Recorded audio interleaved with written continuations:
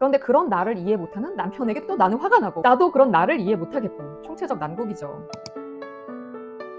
안녕하세요. 미국인 남편과 결혼 13년 차 시카고 사는 수달댁입니다. 지금 이 영상을 보시는 분들 중에는 알고리즘으로 처음 오셨거나 제 영상을 계속 시청해 오신 분들도 있으실 텐데요. 저는 국제 결혼을 했지만 13년 동안 살아보니 문화 차이 빼고는 사람 사는 거 거의 비슷하고, 남녀 사이 관계 힘든 것도 사실 다 똑같다는 결론이 내려지더라고요. 이 영상을 보시는 분들 중에는 결혼을 아직 안 하셨거나 저보다 훨씬 오랫동안 결혼 생활을 하신 분들도 있으실 텐데요. 오늘은 남편이 정말 꼴도 보기 싫을 때 내가 어쩌다 이런 인간이랑 결혼했을까 하는 생각이 들 때 보면 좋을 내용을 이야기해 볼까 합니다.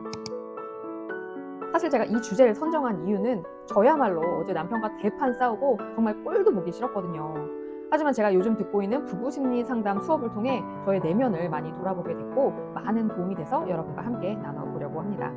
저 같은 경우는 남편이 멀리 출장을 가면 매일 자기 전 전화를 하기로 했는데, 어제 그 약속을 안 지킨 거예요. 기다리다 잠들었고 화가 나서 다음날 당장 전화를 하라고 했는데, 상사 집에 가서 얘기를 하다 보니 너무 늦어졌다는 것이었어요. 남편은 제가 일찍 자는 사람이 아니라는 것도 잘 알면서 자는 거 깨울까 봐 그랬다는 거예요. 저는 물론 그 시간에 자고 있지도 않았지만 그냥 문자 하나라도 남길 수 있었는데 그것도 없었고, 역시나 늦어서 깨우게 될까 봐 문자도 안 보냈다는 거예요.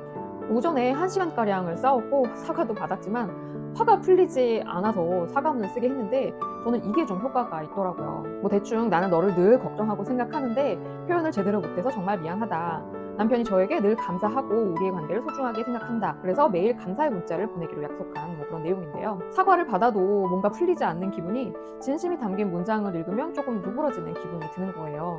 화가 풀리는 방법은 사람마다 다를 테니까 자신에게 맞는 방법을 배우자에게 미리 알려주시거나 때로는 요구하셔도 좋을 것 같아요. 물론 뭐 상대가 그걸 받아들일 수 있는 사람이라는 조건이 있겠지만요.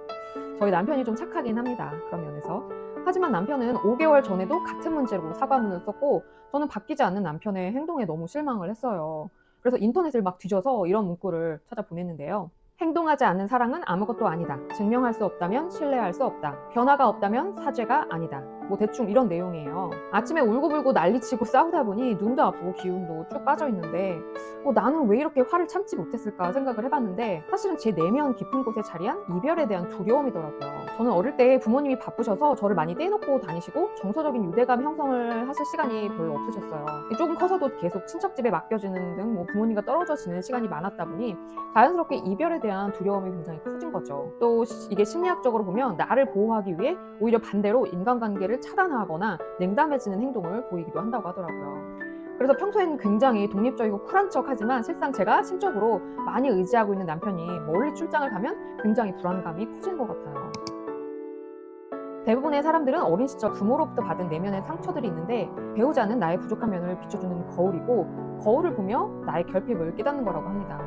연애 때는 멋져 보이던 남자가 결혼 후 콩깍지 기간 1, 2년, 길면 3년의 시간이 지나면 얼마나 이기적이고 왼수 같은 남자인지 깨닫게 되죠. 남자들이 막 별도 달도 따라줄 것 같지만 현실의 남자들은 그런가요? 완전 어린아이가 되고 굉장히 단순하고 유치해지죠. 심지어 남편도 비슷한 문제로 나에게 지적질을 합니다. 아니? 그러다 보니 우리 여자들은 나도 모르는 사이에 배우자의 문제가 나보다 더 크다는 결론을 내려버리게 되는 거죠. 제가 말씀드렸죠. 남자는 너무 가두려고 해도 너무 풀어줘도 안 된다고.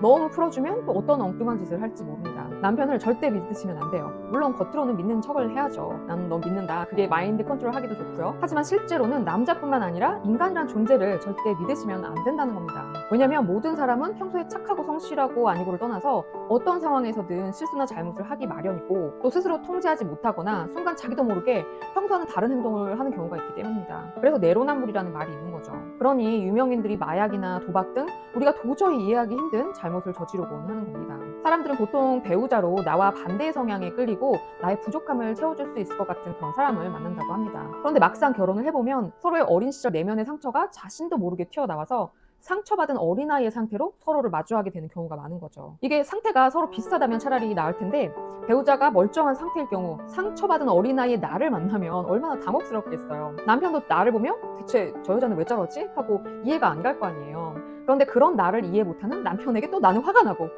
나도 그런 나를 이해 못하겠고, 총체적 난국이죠. 그래서 평소에 배우자와 이 문제에 대해 진지하게 털어놓는 것도 좋은 방법입니다.